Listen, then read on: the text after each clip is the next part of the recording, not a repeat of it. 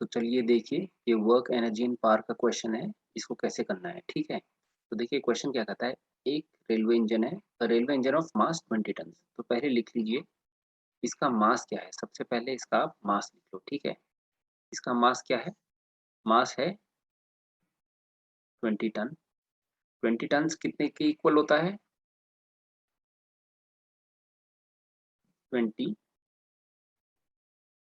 Ton is equal to कितना, एक ton होता है भाई आपका 1000 kg के बराबर। तो 20 टन हो गया 20,000 kg, ठीक है।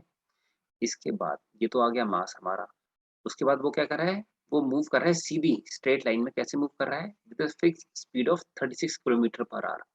अब देखो यहाँ पे के किलोमीटर पर आवर लिखा है 36, तो इस 36 को स्पीड को मतलब वेलोसिटी को आपको चेंज करना चाहिए मीटर्स पर सेकंड में। क्यों, क्योंकि ये देखिए न्यूटन, ये मीटर्स पर सेकंड में होता है। हम आगे कैलकुलेट करेंगे इसको, टन्स केजी वाले से मल्टीप्लाई करेंगे तो वो भी स्टैंडर्ड यूनिट्स में आए, इसीलिए ऐसे यूनिट्स में चलना चाहिए। तो 36 को कन्वर्ट कर दो, कैसे करेंगे, इंटू 5/18 कर दो। क्या हो जाता है, ये बन जाता है आपका 10 मीटर्स पर सेकेंड की वेलोसिटी या स्पीड, ठीक है। हमारे पास ये है, अगला क्या दिया है, फ्रिक्शनल रेजिस्टेंस है 50 N/T। N/T मतलब क्या होता है, 15 न्यूटन पर टन, मतलब 50 न्यूटन फॉर 1 टन, ठीक है। तो अगर 50 न्यूटन से 1 टन का, तो भाई हमारी ये इंजन का कितना मास है, इंजन का हमारा मास है 20 टन, ठीक है। तो फिर 20 टन का, टन पे कितना फ्रिक्शनल रेजिस्टेंस लगेगा, 20 टन पे क्या लगेगा, 15 टू 20 कर दो, ठीक है।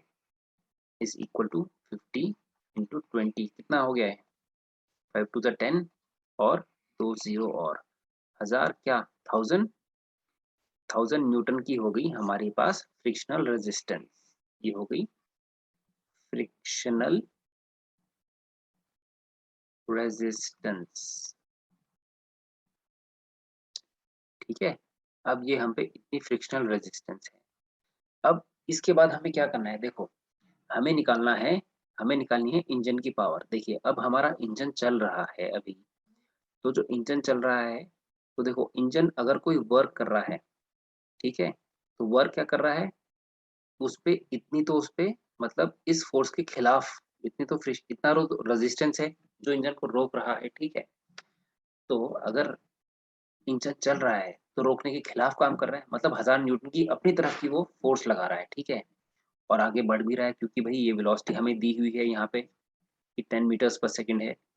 तो हम निकालेंगे work done, work done, work done against किसके, ये फ्रिक्शनल रेजिस्टेंस के खिलाफ जो वर्क डन है वो कितना निकल के आ रहा है, आपको पता है वर्क डन का फॉर्मूला होता है फोर्स इनटू डिस्टेंस, ठीक है, फोर्स इनटू डिस्टेंस। अब दूसरा एक आपको ये भी पता होगा, डिस्टेंस ये होता है वर्क डन का। इस सवाल में, इस क्वेश्चन में हमसे क्या पूछा है, वर्क डन पूछा है, नहीं, उसने क्या पूछा है, find the power of the engine. क्या पूछ रहा है, पावर। अब आपको पता है पावर क्या होता है, power is the rate of doing work, मतलब work done divided by time, ठीक है। तो अगर इसको टाइम से डिवाइड कर दें तो यहाँ पे भी आप टाइम से डिवाइड कर दो, ठीक है। तो आप देखोगे वर्क डन अपॉन टाइम किसके इक्वल होता है, ये होता है पावर के बराबर। तो बेटा अब हाँ, ये वीडियो में आपको कुछ भी बीच में समझ ना आ रहा हो तो पॉज करके या पीछे करके दोबारा दोबारा देखना, और वीडियो पूरा देखना ढंग से।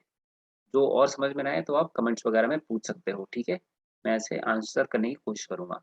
और स्पेसिफिकली जो भी ये वीडियोस देख रहे हैं आपको इसका यूटिलाइजेशन होता है, तो वीडियो लाइक ज़रूर कीजिएगा, ताकि मुझे पता चले कि कितने लोग वीडियो समझ पा रहे हैं, देख पा रहे हैं। मैं उसी हिसाब से आगे भी वीडियोस पोस्ट करूंगा, ठीक है।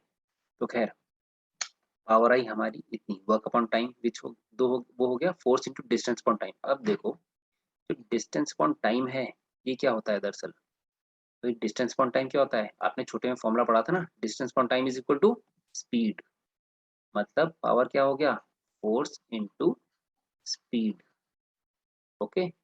पावर हमारा हो गया फोर्स इंटू स्पीड। तो हमें बेसिकली करना क्या है, हमें फोर्स इंटू स्पीड कर देनी है। हमारी फोर्स कितनी लग रही है, हमारी बेसिकली फोर्स लग रही है 1000 न्यूटन की, ठीक है। 1000 न्यूटन की हमारी फोर्स लग रही है और स्पीड हमारी कितनी है, power is equal to force लग रही है हमारी 1000 न्यूटन्स इंटू स्पीड हमारी है 10 मीटर्स पर सेकेंड, मीटर्स पर सेकेंड। तो पावर हमारी कितने निकल के आ गई, पावर होगी हमारी 10,000, 10,000 क्या, न्यूटन मीटर पर सेकेंड। अब आपको पता होगा न्यूटन मीटर पर सेकेंड को हम और भी क्या लिख सकते हैं, इसी इसको हम लिख सकते हैं सी, न्यूटन मीटर्स पर second force into distance upon time. Newton और मीटर, न्यूटन मीटर तो हो गया किसका यूनिट, जूल्स का, ये हो गया 10,000 जूल्स पर सेकेंड। ठीक है, ये ध्यान रखना कि न्यूटन मीटर, ये जो न्यूटन मीटर है ये तो आ गया वर्क का, मतलब इतने joules per second. Newton metre होता है जूल्स का यूनिट, ठीक है, न्यूटन मीटर होता है जूल्स, बेसिकली न्यूटन मीटर ही जूल्स होता है। तो 10,000 जूल्स पर सेकेंड आ गया, जो कि हमारा हो गया 10,000 को क्या लिखेंगे, 10 किलो जूल्स पर सेकेंड। अब आपको पावर का एक और चीज पता है कि क्या, वन, देखो 1 joules per second is equal to 1 watt, watt, and 1 kilo joules per second is equal to 1 kilowatt. ठीक है, तो इसे हम क्या लिख सकते हैं, इसे हम लिख देंगे power is equal to 10 kilowatt.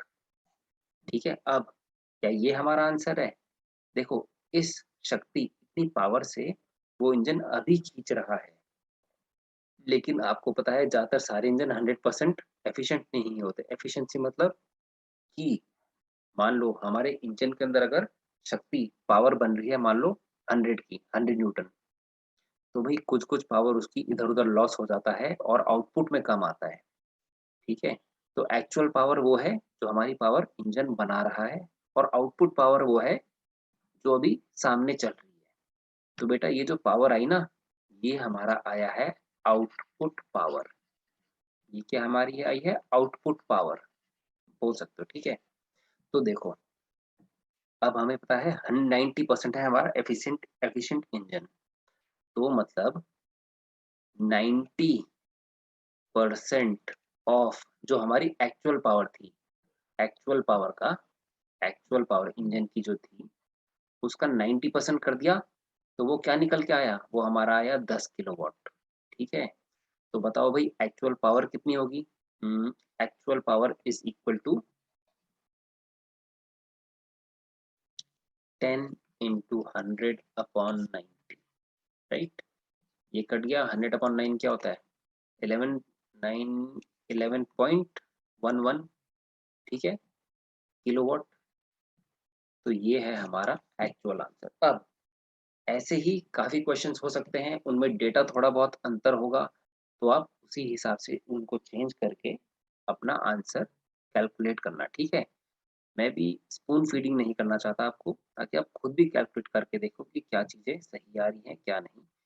एक बार इसको एक नज़र में दोबारा से समझा देता हूँ। ठीक है, हमने सबसे पहले क्या करा, सबसे पहले तो भाई जो डेटा हमें गिवन है वो लिख लिया हमने, ये मास हमें दिया हुआ था ये हमने लिख लिया।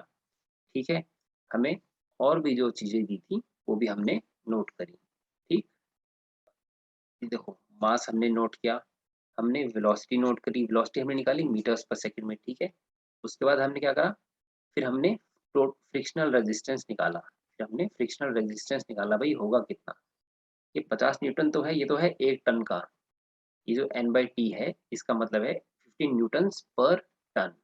ठीक है, 1 टन में, तो भाई 20 टन की हमारी अगर इंजन है तो उस पर कितना लगेगा, 15 × 20 कर लो, 1000 न्यूटन, ये हमारी टोटल फोर्स आ गई। अब इस फोर्स के खिलाफ ओवरकम करने के लिए हमें कुछ वर्क डन करना पड़ेगा। ठीक है, तो अब हम थोड़ा सा नीचे आते हैं, ये देखो पावर हो गई वर्क डन अपॉन टाइम, तो क्या होगा, force into distance upon time. अब डिस्टेंस अपॉन टाइम को हम क्या लिख सकते हैं, ये चीज होती है हमारी स्पीड, डिस्टेंस अपॉन टाइम हो गई हमारी स्पीड।